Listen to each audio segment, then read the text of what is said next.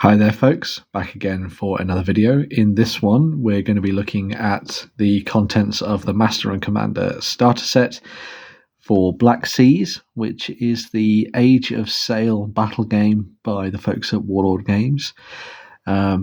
Recently, over the last little while, I've been getting stuck into a little bit of Napoleonic warfare on the tabletop, and so this was just another shoe-in for me to have a look at, really. I've already looked at some Napoleonic stuff on land with chosen men and the plastic kit that you can get for the British Rifleman from Wargames Atlantic. But after watching a little bit of Hornblower recently, I was very much inspired to dive in and get my hands on this. And you get quite a lot in the box, I would say, considering this was around £45, something like that, buying it online. I think it might be a slightly more expensive from the Warlord Games website, but in general, you actually get a fair amount in this box to get you started, really, which I think is quite good. So we're just going to go through this and have an in-depth look at it, really, I suppose. So, Master and Commander, I will say that I've opened everything within the set already and had a read through and all that kind of thing, so it won't be as it arrived, as it were. So this is a 1/700th scale selection of miniatures, and inside the lovely box you get a whole host of different bits and pieces. So you've got your instruction booklet, which is a good way to kind of introduce you to what's coming in. So you get a bunch of brigs in the set. These are all plastic models, I should note, but so you get a whole bunch of brigs, and you also get frigates as well. So I think you get a couple of each of the frigates and a healthy dose of brigs for you to be playing around with in your games. You get all the bits and pieces that you would expect when it comes to diving into play the game as well. So you get a variety of stat cards that will cover each of the different ships that you've got. So there's a frigate card which shows the batteries that are on the side of the ship alongside the 4 guns, and also its little turning circle as well and its size. And then you get this for tracking your health, and it's also got its speed and everything as well there, which I think is quite good. So you've got frigate there, and another frigate there, and another frigate. And then you get one for a merchant vessel. Should you want to go up against a merchant, you've got that option as well. So you could just use another ship from the larger Warlord Games collection in order to represent the merchant there. You've then got all of your brig cards as well, so you've got a brig card to cover all of the different ones there. And as you can see, they have a smaller selection of guns to play around with. And there you go. So yeah, each of the different options there for your ships are covered by the cards that you get in the game, which is always handy to know. You also get a bunch of these as well. So these cover, again, your various ships. So you've got your medium ships there, and another medium ship, and then all your smalls as well.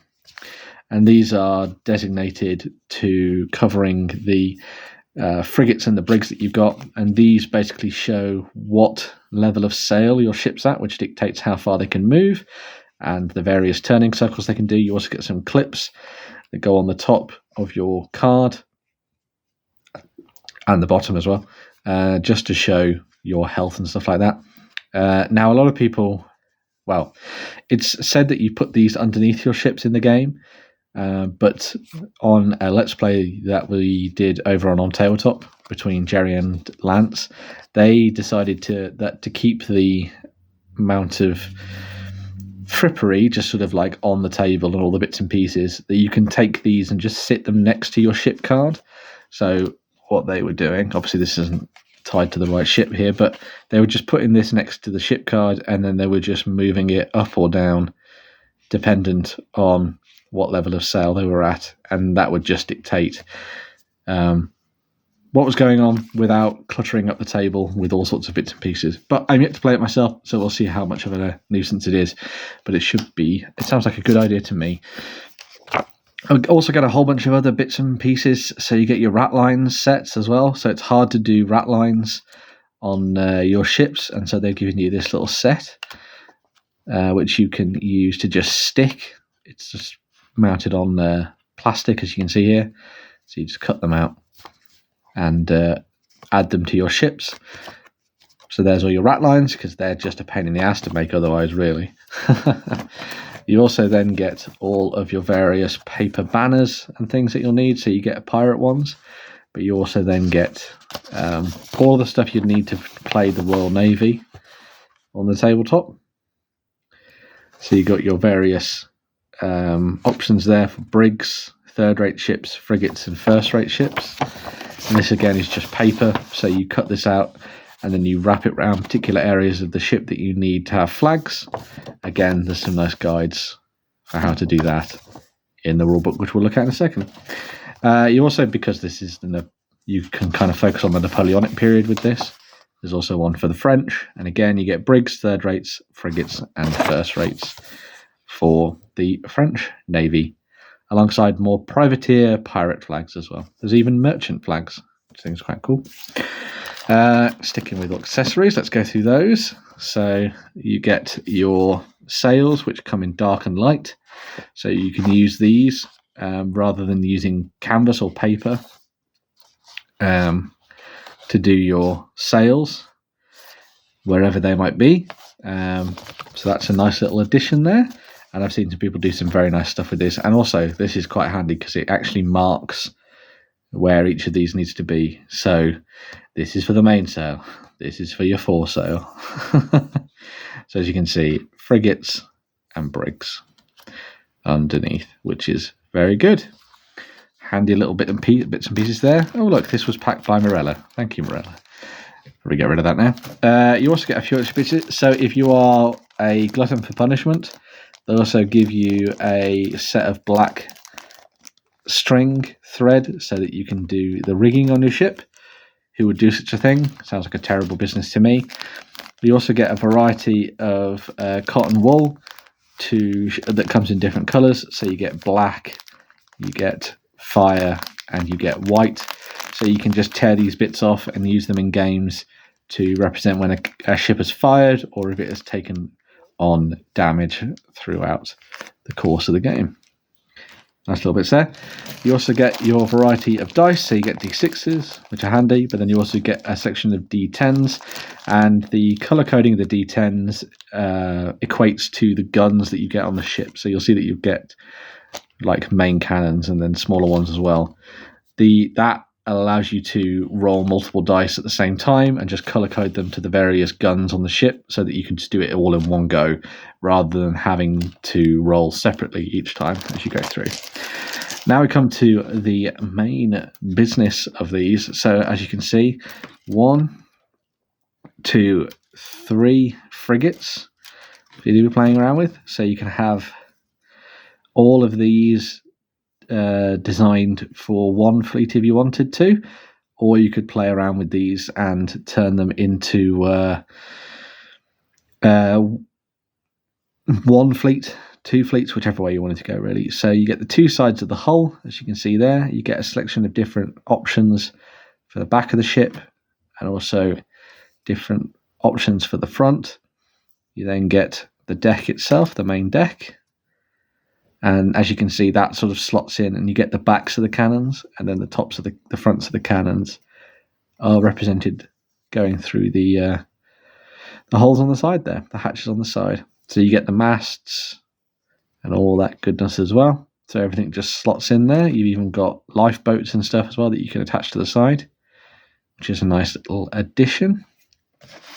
I'll just move this to the side. It might be easier actually for you to see what's on the sprues. So yeah, so there you go. Lots of nice little options there for building your ships. And as I say, you get 3 of these. So there's another one there. As you can see, yep, Napoleonic frigate. So you get a second one, and you can just change what's on the front of the ship, I reckon, to give you some kind of indicators as to who you're playing against. And there's another one. Nice and easy. Bob's your uncle. Good stuff. So you've got your frigates there, but then you also have a selection of brigs. So on each of the sprues for the brigs, you get 2. So that's 1, 2, 3, 4, 5, 6 when it comes to these. So I'll just move these 2 aside. Don't need to look at 3 of these. They've got 1 that covers everything there. So again, you get all the mast options that you need. 2 sides of the hull, and then the deck there with the same amount of detail on the cannons. I think these look really nice. I was talking about painting these ships because that's obviously something that's going to come up in the near future, and I was wondering about contrast paints for these, and it was pointed out to me by Shackers and Sprues that if you give these a little bit of a zenithal, so if you do a little bit of pre-shading on these, so spray them black and then use a lighter color just to give them a little bit of definition and depth, you can make them really pop with the liberal application of contrast paints on top of these. And I've been well informed that it works very, very nicely, and it should mean that you get these painted up very quickly as well, which is something that you want really for a game of this scale. You want to get things painted up so you can start gaming with it quickly. But yeah, so you get the brigs there to go alongside your ship. So as I said, you could either use these to make one large fleet if you wanted to, or if you're going to be playing this 2-player, you can have French and the British and do as you see fit. You get a big gaming mat to play your games on, which comes in either nice tropical light blue or stormy dark seas. So yeah, nice big mat which should cover all the different scenarios you're going to be playing, and is great for those people who don't really necessarily want to play around with having to build a big mat to play their games on. The other thing that should be noted, if you've managed to pick up Dreadfleet at some point in the past, that's a very nice mat for playing stuff like this. You also have a load of terrain and all sorts of other bits and pieces, tokens and the like as well. So you get this large island which can be broken up into sections. You get sandbanks, you get rocks that you'll have to try and avoid in your games. So yeah, a pretty nice one. And again, it comes in dark Atlantic seas, or maybe nice, lush Caribbean seas for when you're doing a little bit of Master and Commander, perhaps. You could even switch between. So yeah, nice little selection of options there. And again, really nice because it means that you've got terrain right out of the box for laying onto your tables without having to do any building. The game literally comes with everything you need to play inside it, which I think is really good. Really good value for really good value for money. And I've popped all the islands out. I suppose I need to do that at some point, so that's that done. So yeah. So some nice options there. You also get this. So you've got a harbour or a sea defences, as you can see. And another jetty there. And you've also got gun emplacements. So one of the things in the game is that you can have emplacements on the land that you can try and shoot at, or you can have boarding parties that go across to try and take areas of the ground of the map. You've also got all these different options for when elements of your ship get hit. You've got your little gauge there. You've got your compass and stuff. And you've got your wind gauge for doing your turning circles and all that kind of stuff, which is very handy. And again, same on the other side for that one, which is quite good. And then you have all the rest of your other tokens. So you've got your measuring sticks, which are very handy. They look complicated, but they're not actually that bad. These are basically used for determining your firing arcs and all that kind of stuff, which is quite handy. And also doing turning and movement and everything. So yeah, very good. Got your different options there for showing which version of shot you've used. You've got options there that you can use for activation tokens. There you go. More counters and tokens for represent booty, flags to represent your allegiances, and then options for when you are going down the route of throwing in special rules and all the rest of it for your ships. So a nice little section of options there for people to play around with in their games, and helps once again to give you everything you need straight out of the box, which is handy. And then last but not least, we have the rulebook itself, which is a hefty tome to say the least. What's quite nice about this, though, is that you only really need to read up to like here in order to get your hands on the full breakdown of the rules. So the core rules covered very early on in the game anyway. There's a breakdown of the kind of ships you can use and how your card works. So as you can see, you've got something that shows you what your ship turning angle is, as you can see there on the left. The different armaments, so you've got heavy cannons, light cannons, cannonades and mortars. Your ship points, so that's your integrity and stuff like that, which is quite nice, which is tracked by these values.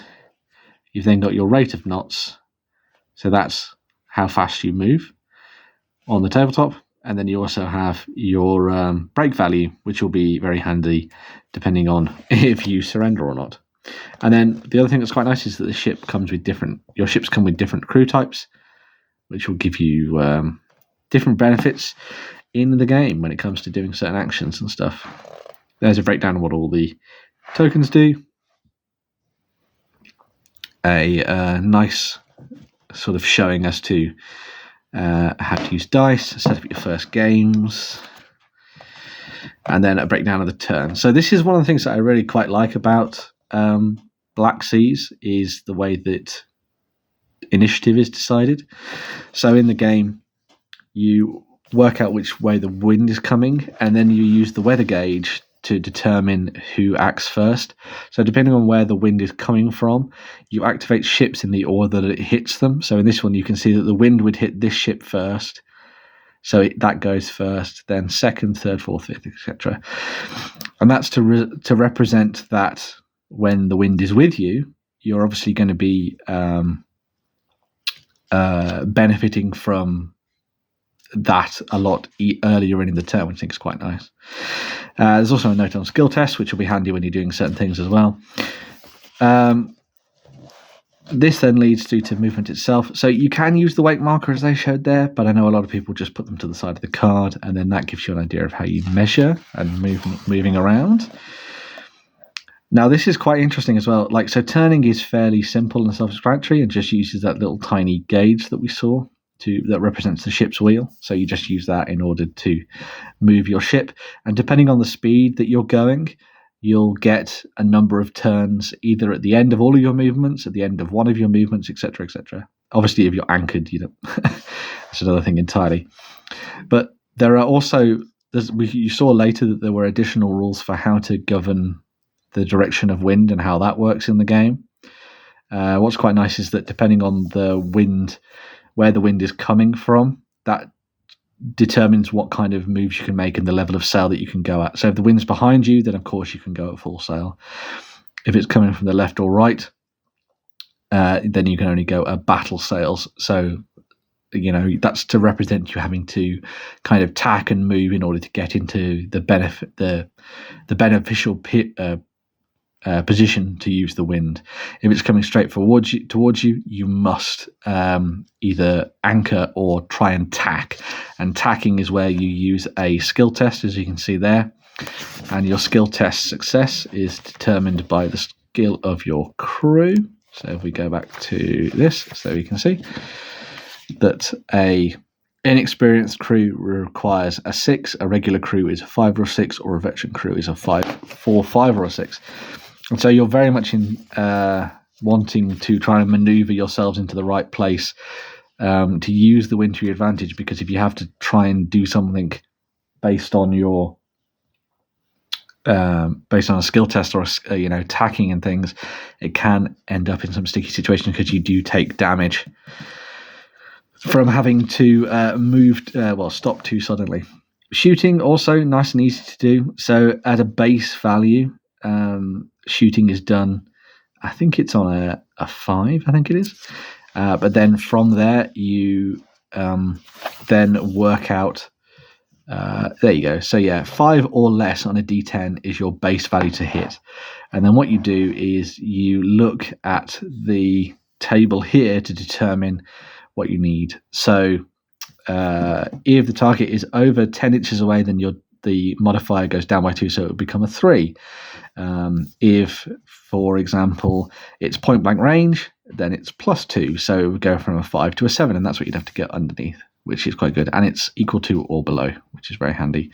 And there are lots of different modifiers in here depending on your target size and your crew and all sorts of things like that. So if you are a veteran crew, it's actually just a lot easier to load the guns and fire them because you've been doing it for years. If you're an inexperienced crew, yeah, you've paid less for the ship, but it's probably not going to do as much as it comes into play. I think it's quite nice.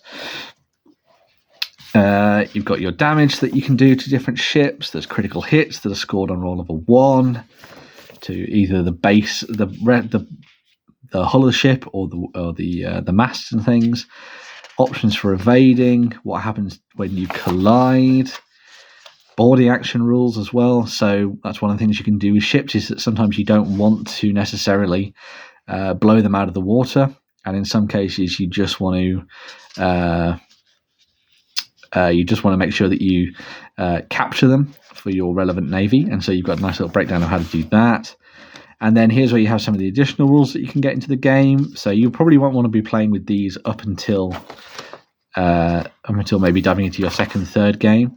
But this is where you want to go once you've played that.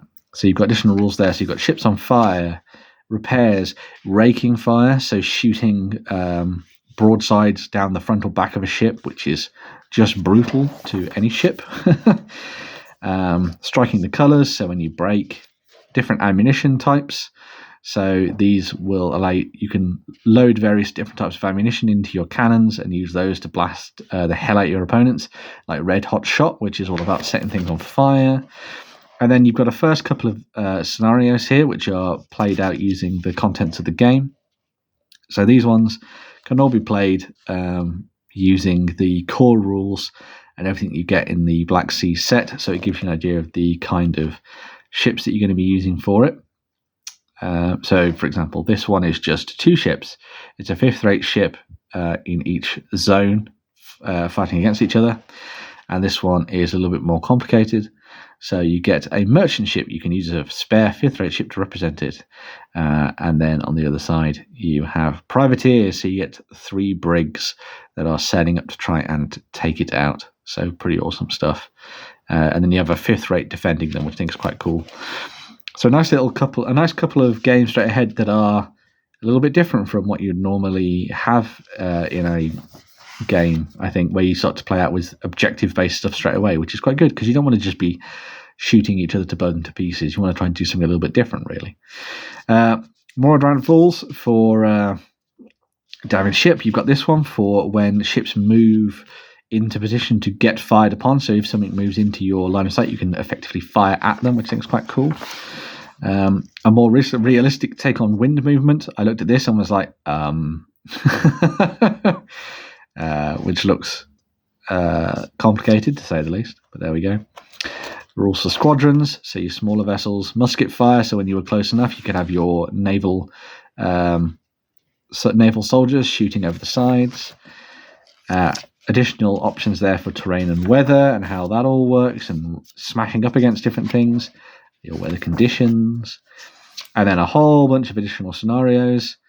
So as you can see, 3 to 6, you'll be able to use the contents of the Black Sea's Master and Commander set to play them. But then beyond that, you'll have to buy some additional ships, which I think is quite cool. So yeah, nice little layouts designed for you there. Lots of fun options that you could all link together if you wanted to, and play through these as campaigns, which I think is quite nice. One for capturing the fort, I think that's a really fun one. Big pitched battles, and then some actual naval engagements. So the Battle of Trafalgar, if you wanted to go all out.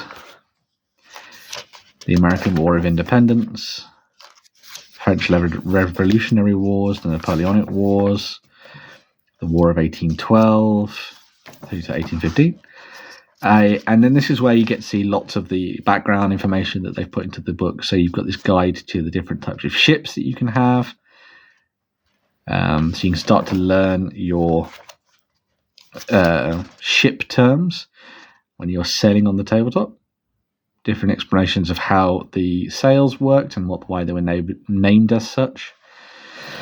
Your hull, the rating system, which was one of those things that always confused me, because I was like, is it first rate must be the best, right? And those kind of thing. So you learn about why they're called first rate ships. A nice breakdown of the Victory, which is very cool, showing off what that was like. Nice. And then what you would get as part of a ship's crew. If you've been watching, if like me, you've been watching Hornblower, then you'll probably have learnt quite a lot of this already. But some more stuff there on how the crew works and how they would have looked. So if you wanted to do some additional painting to go alongside this as representative stuff to sit next to your ships, then you could always use these as painting guides for that. How to build your different fleets.